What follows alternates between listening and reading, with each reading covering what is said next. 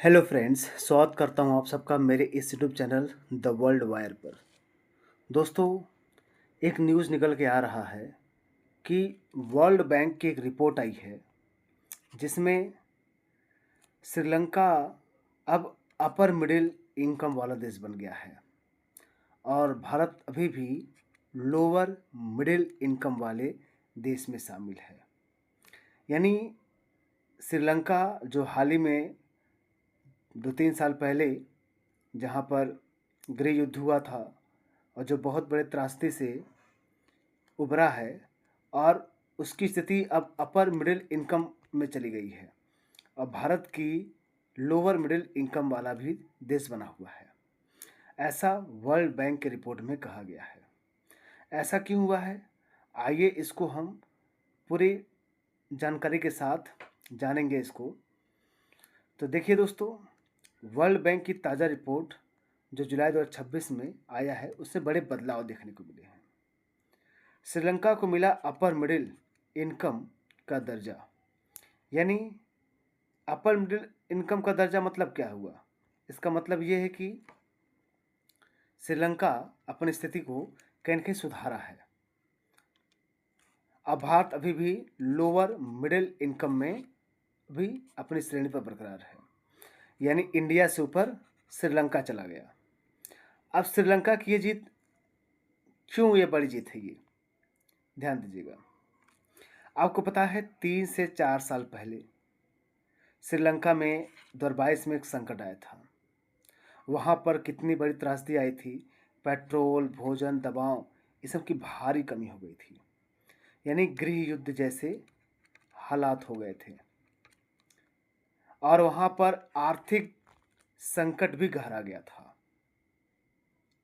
देश ने खुद को दिवालिया घोषित कर दिया था।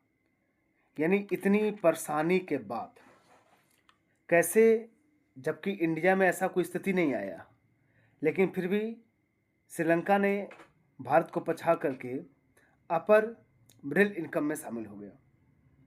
जबकि वहाँ पर संकट भी आए, पेट्रोल, भोजन, दवाओं की भारी कमी भी आई, आर्थिक संकट भी आया, खुद को उसने डिफ़ॉल्ट घोषित भी कर लिया।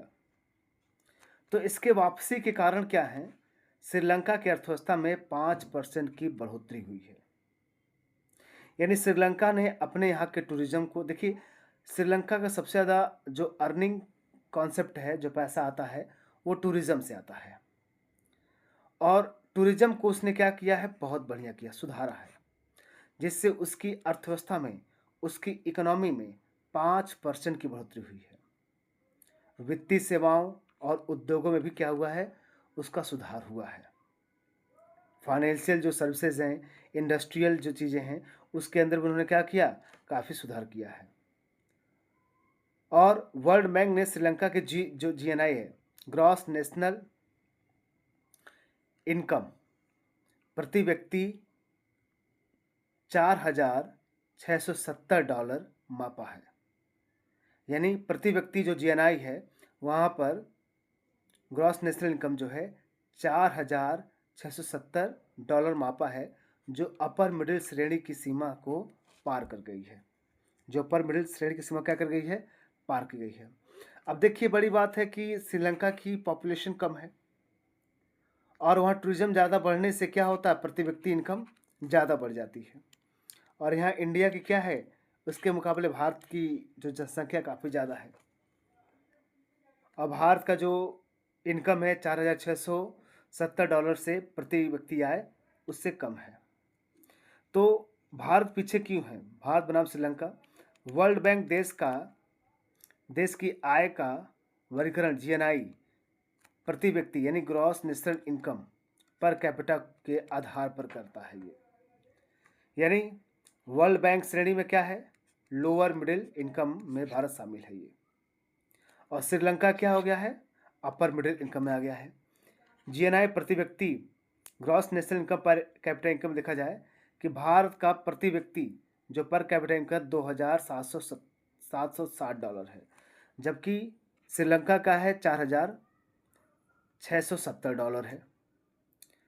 कुल अर्थव्यवस्था देखा जाए दुनिया की 505वीं सबसे बड़ी अर्थव्यवस्था है भारत, भारत दुनिया की 5वीं सबसे बड़ी अर्थव्यवस्था है, जबकि आप देखें तो यहाँ पर श्रीलंका जो है ये दुनिया की मतलब बहुत छोटी अर्थव्यवस्था में गिनाया जाता है। भारत की जनसंख्या करीब 140 करोड़ प्लस है, यानी आय बहुत लोगों में बढ़ जाती है। इस कारण क्या है, $2760 क्या है प्रति व्यक्ति आय हो गई, यानी इस समय बढ़ गई, कम हो गई है। लेकिन जनसंख्या बहुत कम लोगों में बटी है, क्योंकि यह जनसंख्या मात्र 2.2 करोड़ है, यानी भारत का 1/10वां हिस्सा भी नहीं है।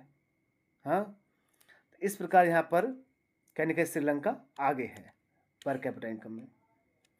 भारत के पीछे रहने का प्रमुख कारण क्या है?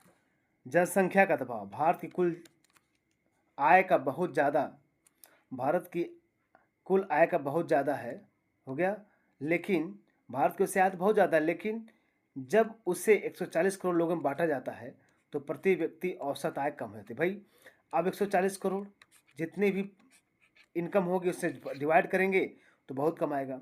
अब वही चीज़ें क्या हैं, श्रीलंका की जनसंख्या कम है, तो आय का वितरण क्या है, भारत में अमीरों और गरीबों के बीच आय की गहरी खाई है। भारत में करीब 1% अमीर जो भारत के 56% धन पे कब्जा किए हुए हैं, 56% धन पे कब्जा किए हुए हैं, जिससे औसत आय क्या है 4,636 तक नहीं पहुंच पा रही है। 4,636 अपर मिडिल की सीमा को पार नहीं कर पा रही है, यही कारण है। अब देखिए अन्य देशों का हाल। जुलाई 2026 की रिपोर्ट में इन देशों में भी अपर मिडिल इनकम का दर्जा मिला है, जैसे वियतनाम हुआ, फिलीपींस हुआ, श्रीलंका हुआ, इन सबको मिल गया है। तो कारण क्या है, तेज औद्योगिक विकास, निर्यात और विनिर्माण में सुधार, वृद्धि हुई है, प्रति व्यक्ति आय में सुधार हुआ है, बीपीओ और सेवाओं में बढ़ोतरी हुई है, मजबूत उपभोग और निवेश बढ़ा है, वहाँ पर आर्थिक सुधारों का असर भी वहाँ पड़ा है, पर्यटन, वित्तीय सेवा और उद्योगों में सुधार हुआ है, आर्थिक नीतियों सुधारों में वापसी हुई है।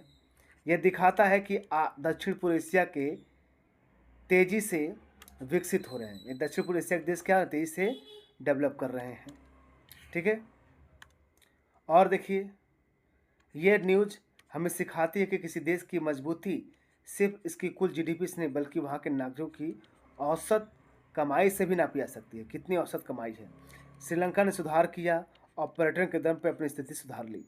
अब भारत को अपर मिडिल बनने के लिए अपनी प्रति व्यक्ति आय को और तेज़ी से बढ़ाना होगा, तब जाके हम लोग 4,636 की सीमा को पार कर पाएंगे। तो यही कारण है श्रीलंका जो है अपर मिडिल इनकम वाले देश में शामिल हो गया है। तो दोस्तों कैसा लगा न्यूज़, इसके बारे में अपनी जानकारी जरूर दीजिएगा। ऐसे न्यूज़ पाने के लिए हमारे इस YouTube channel the world wire से जुड़ जाइए।